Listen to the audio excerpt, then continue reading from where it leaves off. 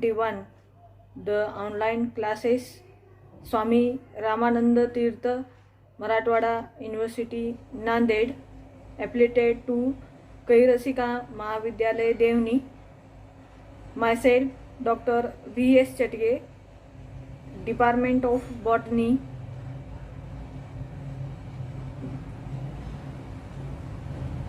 The start will be the TY class. See, let now discussion to the TY syllabus. तर आपण आज बघूया TY syllabus विषयी जाणून घेऊया. सेमिस्टरमध्ये कसे आहेत काय नाही. सर्वप्रथम तुमच्या सगळ्यांचं TY मध्ये स्वागत आहे. आपण सविस्तर डिटेल याविषयी जाणून घेऊया. तर चला तर बघूया. So now discussion to winter 2020. The discussion to in a session Swami Ramananda Tirtha Marathwada University Nanded semester curriculum under choice based credit system for undergraduate program, faculty of science and technology, subject of botany, class 3rd year, semester number 5. The semester number 5 is include that section A and section B. The A section is paper 12, theory paper 12, plant physiology, total marks 50, external 40 and internal mark 10 is equal to 50. Then section B, the theory paper 13, B first. The number of optional paper is 3rd year compulsory, 1 paper of optional paper. The choice to plant I am choice to plant pathology first. The total marks 50. Dividation to the mark 40 plus 10, external 40 and internal 10. तर अशा प्रकारे 2 सेक्शनमध्ये आपल्याला हा syllabus दिलेला आहे 5व्या सेमिस्टरमध्ये. तर याच्यामध्ये आपल्याला बघायचं आहे 12वा नंबर पेपर आहे प्लांट फिजियोलॉजी, 13वा नंबर पेपर आहे प्लांट पॅथॉलॉजी. तर टोटल मार्क हे दोन्ही पेपरचे मिळून 100 आहेत. याचं डिवायडेशन 40 प्लस 10 मध्ये डिवायडेशन केलेलं आहे. सेकंड इयरला जसं सेम डिस्ट्रीब्युशन्स होतं मार्काचा तसंच तुम्हाला या 3rd इयरमध्ये सुद्धा केलेला आहे. तर 40 मार्काचा हा थेरी राहील आणि 10 मार्काचा तुम्हाला इंटरनल राहील. त्याचबरोबर जर आपण प्रॅक्टिकलचा विचार केला तर तो आहे ॲन्युअल पॅटर्न. ॲन्युअल पॅटर्नमध्ये आपल्याला बघायचं आहे 16वा नंबर पेपर, अजून त्याचबरोबर 17वा नंबर पेपर. त्याच्यानंतर आपल्याला एक स्किल आहे. स्किल आपल्याला सेकंड इयरला होतोच, तशाचप्रमाणे इथं पण स्किल आहे. तर डिटेलमध्ये 1 बाय 1 आपण याचा अभ्यास करणार आहोत. तुम्हाला दिलेल्या सिलेबसला ग्रुपमध्ये टाकलेल्या सिलेबसचं नोटबुक तयार करा. त्या विषयाचे नोटबुक वेगळे करा. बॉटनीसाठी 2 नोटबुक तयार करा. त्याच्यामध्ये फर्स्ट जे काही पेपर शिकवले त्याच्यामध्ये नोट करा. शिकवत असताना त्याचे रनिंग नोट्स घ्या. जर काही समस्या असतील तर तिथं क्वेश्चन लिहून ठेवा. आपला क्लास झाल्यानंतर डिस्कशन आपण 2 ते 2:30च्या दरम्यान करणार आहोत. या सर्व गोष्टीचं तुम्ही लक्ष देऊन अभ्यास केला पाहिजे. आणि त्याचबरोबर आपल्याला अशा परिस्थितीतसुद्धा याच्यावरती मात करून आपल्याला आपलं कार्य पुढं ठेवायचं आहे. जिथं तुम्हाला अडचण येईल तिथं मला कॉन्टॅक्ट करा. आपण तरी कॉन्टॅक्ट करूया, बोलूया, डिस्कशन करूया आणि त्यातून आपण शिकूया. तर या प्लांट अतिशय सुंदर असं पेपर आहेत.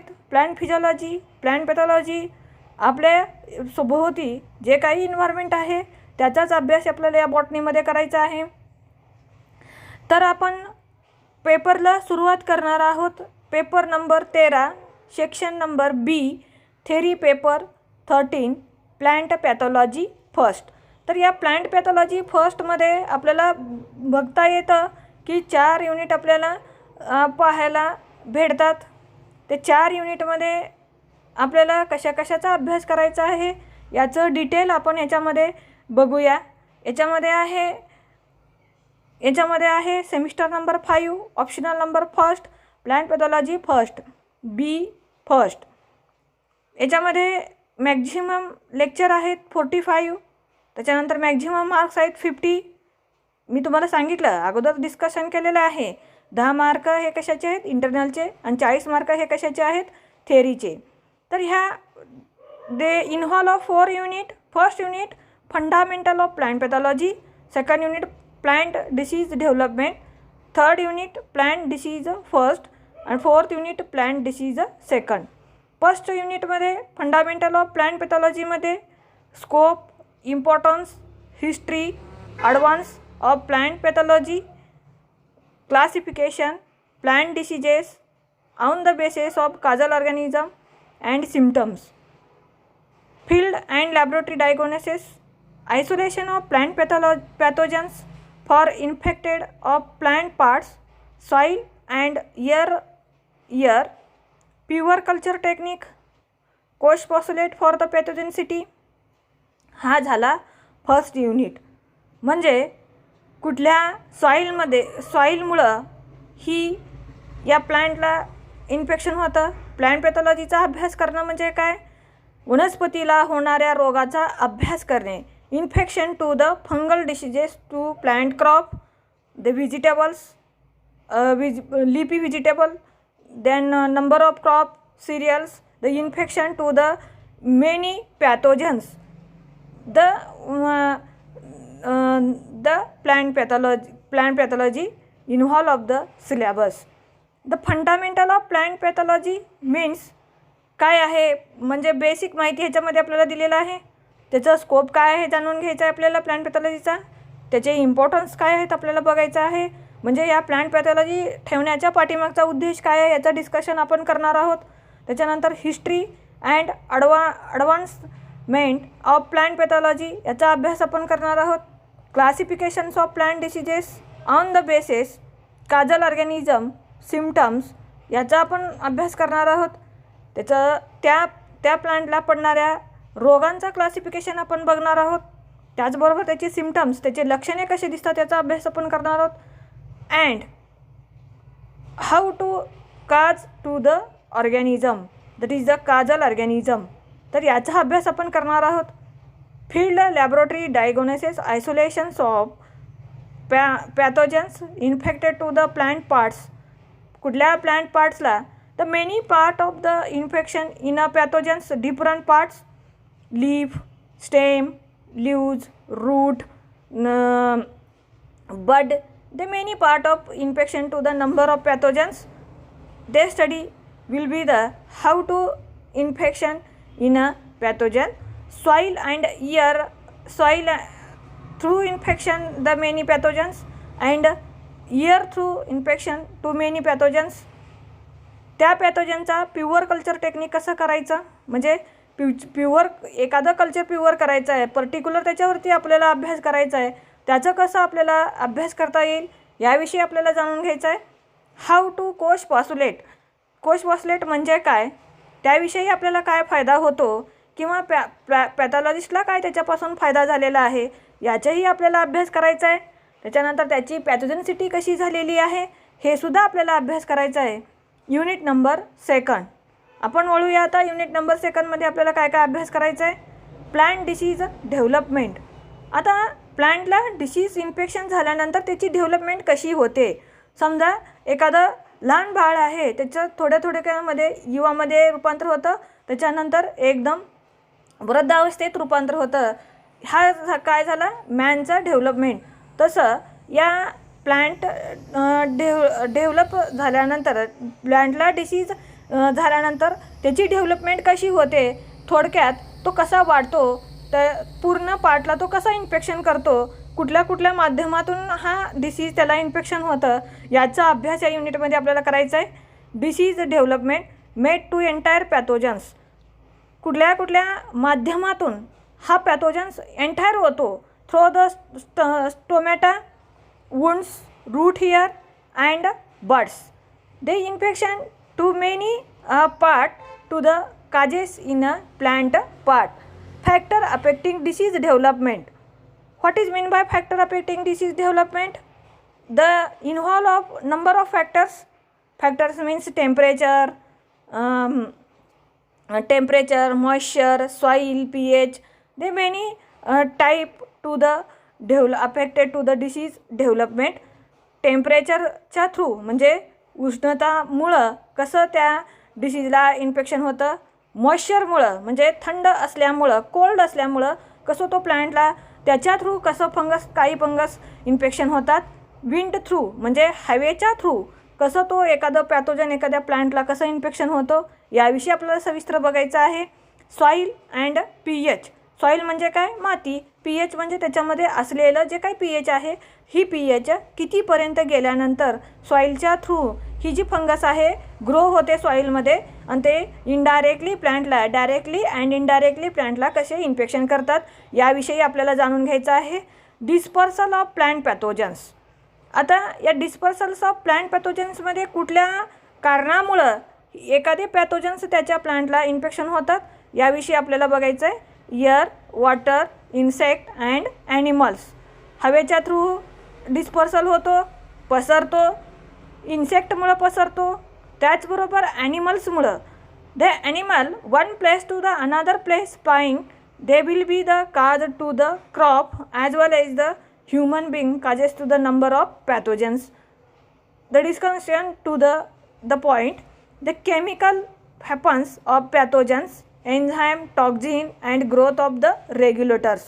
मग याच्यावरती काय इन्फेक्शन होतं, याविषयी आपल्याला या प्लांट डेव्हलपमेंटमध्ये सेकंड युनिटमध्ये अभ्यास करायचा आहे.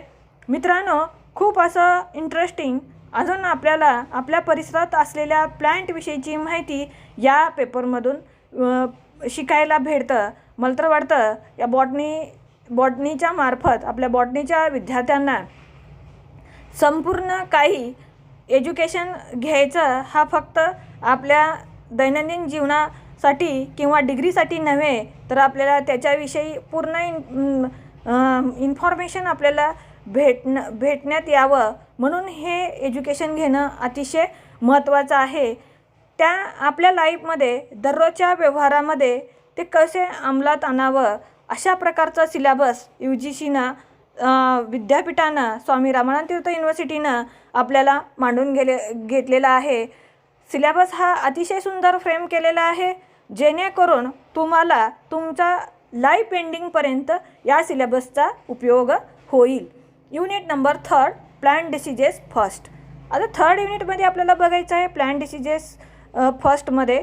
म्हणजे ह्या प्लांट डिसीजेस वनस्पतीला होणाऱ्या रोगाविषयी 2 पार्ट इथं केलेला आहे. काही प्लांट वरच्या टप्प्यामध्ये थर्डमध्ये टाकलेला आहे, काही प्लांट हे 4th युनिटमध्ये टाकलेला आहे. तर बघूया symptom, causal organism, disease cycle, त्याविषयी त्याचे control measures. Green of ear of bajra, leaf spot of tomato, grain smut of jowar, red rot of sugarcane, angular leaf spot of cotton. त्याचबरोबर बॅक्टेरियल ब्लाइट ऑफ टोमॅटोनेट and anthracnose of mango.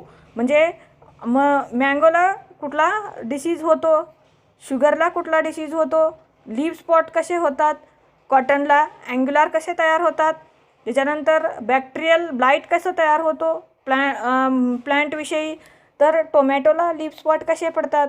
मग टोमॅटोला leaf spot पडले तर पूर्ण प्लांटला कसे तो slowly infection होतो, त्यांची डिसीज सायकल त्यांच्यामध्ये कशी चालते, त्याचे लक्षणे कसे दिसतात.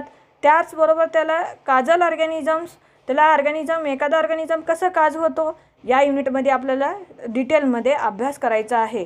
Unit number 4, plant diseases second. याच्यामध्ये सुद्धा सेम आहे. त्याच्यामध्ये सुद्धा आपल्याला डिसीज सायकलचा अभ्यास करायचा आहे, कंट्रोल ऑफ मेजर याचा अभ्यास करायचा आहे, सिम्पटमचा अभ्यास करायचा आहे. व्हाईट रस्ट ऑफ मस्टार्ड हा इथं दिलेला आहे. मस्टार्ड म्हणजे काय हो, that is the Marathi name is a मोहरी. आपण त्याला मोहरी असं म्हणतो. एखाद्या पदार्थामध्ये टेस्ट येण्यासाठी आपण याचा यूज केला जातो. त्याचबरोबर युजफुल टू द मेडिसिनलमध्ये याचा यूज केला जातो. त्याचबरोबर शुगर केन आहे. शुगर केनसुद्धा आपल्याला शुगर खाण्यासाठी कार्बोहायड्रेट कंटेंट त्याच्यामधून जास्त भेटतात. परंतु एखाद्या क्रॉपला जर एखादा डिसीज झाला तर इकॉनॉमिकली फॉर्मर पण वीक होतो, इन जनरल पीपल पण वीक होतो.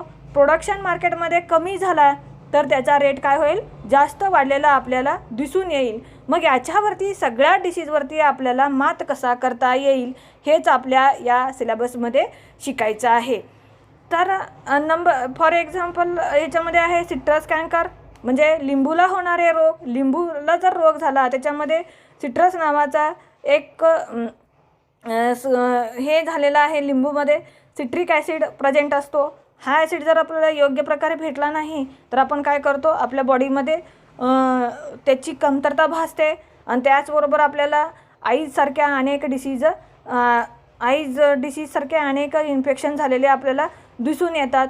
मग याला हेल्दी राहण्यासाठी आपल्याला या डिसीज मॅनेजमेंटमध्ये किंवा डिसीज मेजर्समध्ये काय करायचं आहे हे आपण शिकणार आहोत.